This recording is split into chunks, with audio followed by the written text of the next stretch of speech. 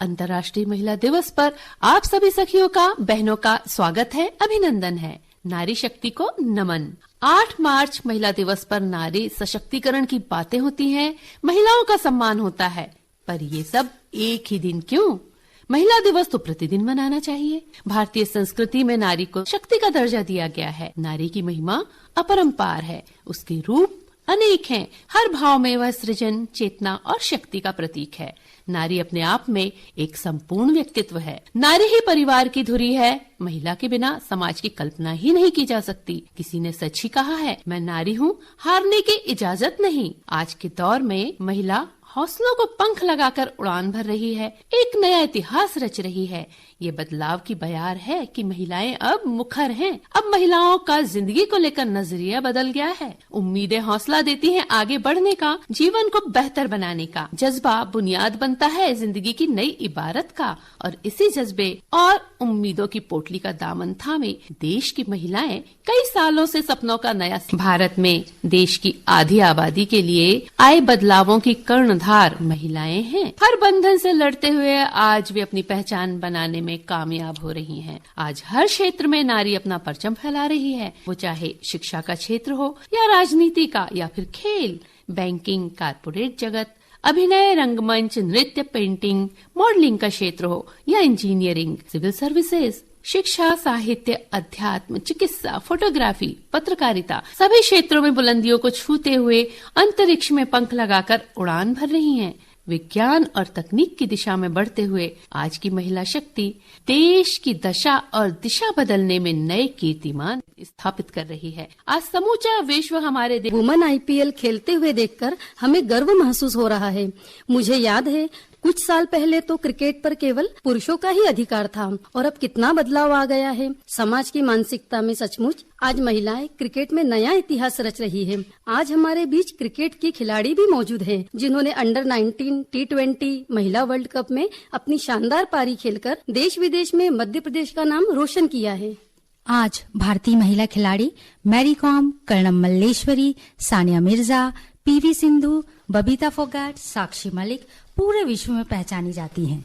खेलने से महिलाएं सेहतमंद और स्वस्थ रहती हैं। अब सेहत की बात हो रही है तो आज हमारे बीच डॉक्टर नीना मौजूद हैं। वो हमसे अपने अनुभव शेयर करेंगी। मैं डॉक्टर नीना, महिला रोग विशेषज्ञ। मेरा बचपन एक छोटे इलाके में बीता। पापा वहाँ सरकारी नौकरी में थे, वहीं आरंभिक शिक्षा ली। बचपन में ही वहाँ मैंने लड़कियों और महिलाओं की दयनीय स्थिति देखी। वो अपने स्वास्थ्य और स्वच्छता के प्रति ज्यादा जागरूक नहीं थी। मेरा चयन जब मेडिकल कॉलेज में हो गया, तभी मैंने मन में ठान लिया ग्रामीण इलाके में ही अपनी सेवाएं दूंगी। पोस्टिंग के बाद मैंने वहाँ देखा कि भ्रूण लिंग की जांच करवाने के लिए महिला पुरुष इच्छुक रहते हैं, तो मैंने बेटे बेटी में अंतर न करें, उनको इस बारे में समझाया। गांव की लड़कियां, महिलाएं मासिक धर्म के बारे में बात करने को कोई तैयार नहीं होती थी। ऐसे में मैंने स्वास्थ्य और स्वच्छता के प्रति उनको जागरूक किया। लैंगिक भेदभाव को लेकर समझाना बेहद कठिन काम था। बाद में राजधानी में प्रशासनिक पदों पर रहते हुए मुझे महिलाओं के स्वास्थ्य की योजनाओं पर काम करने का अवसर मिला। मैंने अपने अनुभवों को कविता और कहानी के जरिए अभिव्यक्त किया है। मैं सभी महिलाओं को यही संदेश देना चाहती हूँ कि वो अपने स्वास्थ्य के प्रति जागरूक रहें, पौष्टिक आहार लें, समय समय पर अपना चेकअप कराती रहें। आप यदि स्वस्थ रहेंगी तो आपका परिवार भी स्वस्थ और खुश रहेगा। हाँ, ये एक सुखद बात रही कि आज बेटी और बेटे का लिंग भेद खत्म हो रहा है। तभी तो आज महिलाएं आसमान में भी उड़ान भर रही हैं। हम सुन रहे हैं सभी नारी शक्तियों के अनुभव, यानी हमारी विमेन स्टार्स के अनुभव। और अब ऐसी महिलाओं को सुनते हैं जिनका कार्य क्षेत्र ऑफ बीट है, यानी वे ऐसे क्षेत्र में कार्य करती हैं जो साहस का परिचायक तो है ही, साथ ही साथ पुरुषों का क्षेत्र माना जाता है। तो सुनते हैं तामेश्वरी प्रजापति, जो ई-रिक्शा चालक है। महिलाओं को कुछ हटके करना है, कुछ अलग की, और महिलाओं को भी जागृत करना है, बच्चियों को जागृत करना है। इसलिए मैंने ई-रिक्शा चुना और मुझे बहुत अच्छा लगा। मेरे परिवार वाले, मेरे पड़ोसी, मेरे सब दोस्त यार, सब लोग बहुत खुश हैं कि तुमने बहुत अच्छी फील्ड चुनी हुई है, तुम बहुत आगे तक जाओगे। योगिता रघुवंशी, जो ट्रक ड्राइवर हैं। मैं जो भी काम हाथ में लूंगी उसको सफलतापूर्वक पार करूंगी, इतना मुझे भरोसा अपने आप पे था।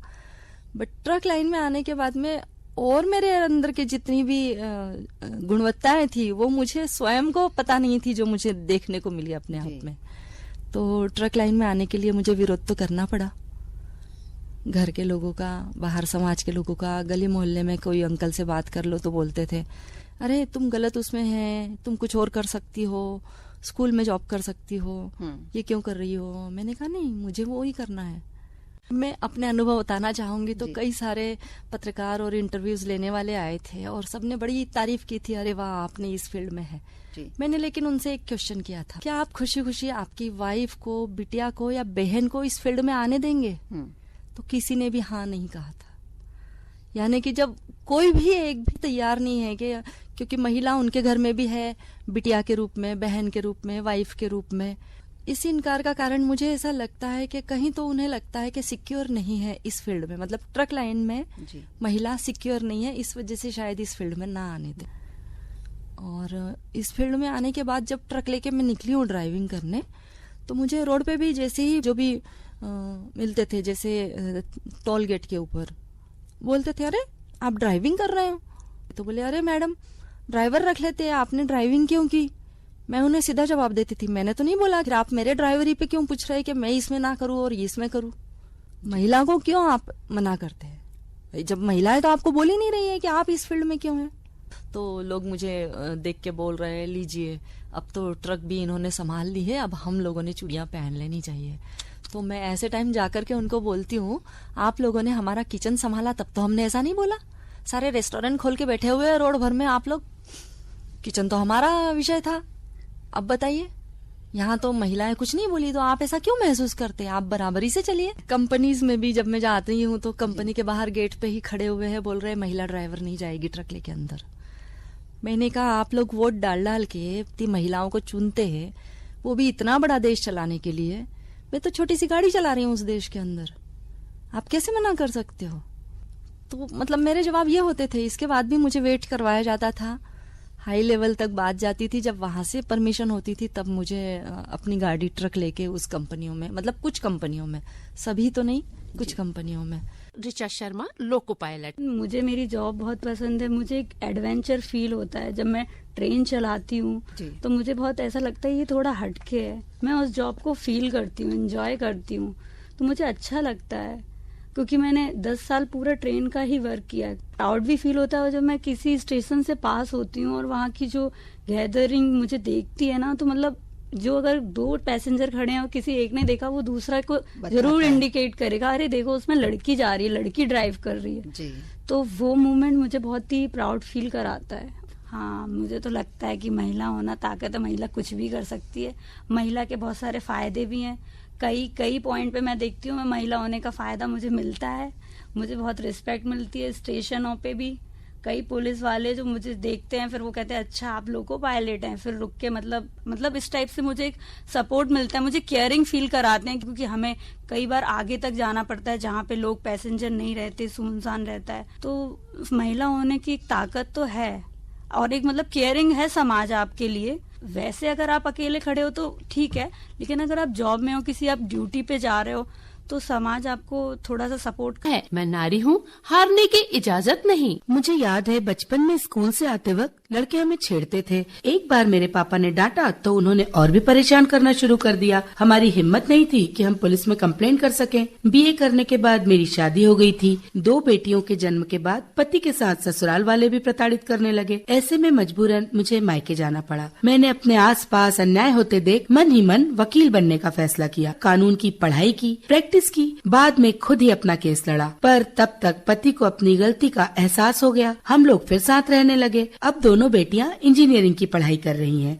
आज मैं बिना फीस लिए गरीब महिलाओं के केस देखती हूँ। पहले समझाइश से मामला सुलझाने का प्रयास करती हूँ। कई बार रूढ़िवादिता और छोटी सी गलतफहमी हंसते खेलते परिवार को तबाह कर देती है। आज तो बेटियां खुद जागरूक है, शासन का भी उन्हें सहयोग है। सच ही है, अकेली ना। बचपन में दादी कपड़ों की कतरन से गुड़िया बनाकर देती तो हम बच्चे बेहद खुश हो जाते थे। शादी के बाद अचानक जब पति की नौकरी छूट गई तो मैंने गुड़िया बनाने का प्रशिक्षण लिया। नए कपड़ों के लिए पैसे नहीं थे। टेलर से कपड़ों की कतरन खरीदकर तुअर की लकड़ी से गुड़िया बनाकर बेचना शुरू कर दिया। पति को भी सिखा दिया। आज पूरा परिवार मिलकर काम कर रहा है। साथ में महिलाओं को भी जोड़ लिया है इस व्यवसाय में। प्रदर्शनी मेलों में हमारी गुड़िया को समूचे देश विदेश में पहचान मिली। मेरा यही संदेश है अपनी बहनों से कि वो अपने हुनर को आगे बढ़ाएं। कोई काम छोटा या बड़ा नहीं होता, मेहनत करें। प्रशासनिक अधिकारी परिवार की आर्थिक स्थिति अच्छी नहीं थी। ऐसे में सुबह उठकर दूसरी लड़कियों की तरह मैं भी महुआ बीनने जाती, तेंदुपत्ता तोड़ती।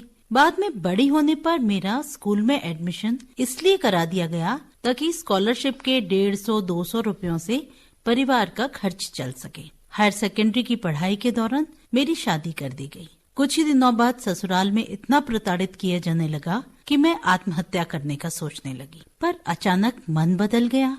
ऐसे लोगों के लिए अपनी जान देने से क्या फायदा।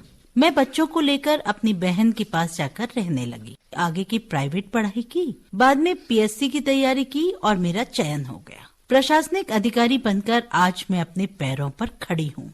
मेरी जर्नी बहुत ही चुनौतीपूर्ण और कठिन रही, पर मैंने हिम्मत नहीं हारी और कामयाबी हासिल की। आप किसी भी बैकग्राउंड से आते हो, पैसा और पारिवारिक पृष्ठभूमि आपको कामयाब होने से नहीं रोक सकती, अगर मन में कुछ करने का संकल्प हो। और बहुत सुंदर अनुभव उन्होंने जीवन की जो जमीनी हकीकत है वहां से अपने अनुभव सुनाए और हमसे साझा किए।